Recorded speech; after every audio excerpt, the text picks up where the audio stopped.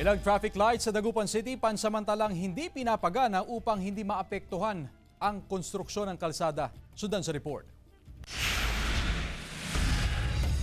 Pahirap sa ilang motorista ang pagbigat ng daloy ng trapiko sa ilang pangunahing kalsada sa Dagupan City. Bunsod ito ng mga inaayos na kalsada sa syudad. Kabilang narito ang bahagi ng Perez Boulevard, MH Del Pilar Street at Tapok Road. Naaabala raw ang pamamasada ng ilang tricycle driver. Dito sa Perez, yung mga kalsada, ginagawa yung drainage. Naaabala po kami sa traffic. Pansamantala munang hindi pinagana ng Public Order and Safety Office ang ilang traffic lights sa Dagupan City upang maigpit na matutukan ang daloy ng trapiko. Kaya nagkalat ang traffic enforcer sa kalsada upang magmando sa daloy ng trapiko. Diyan sa Perez, ginagawa na yung drainage, inuumpisa na rin yung karsada diyan sa may .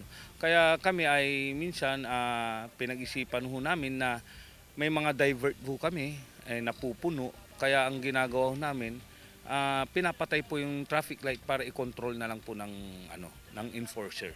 Kasama si Ron Alistair Taniedo, Claire Lacanilaw Dungka, One North Central Luzon.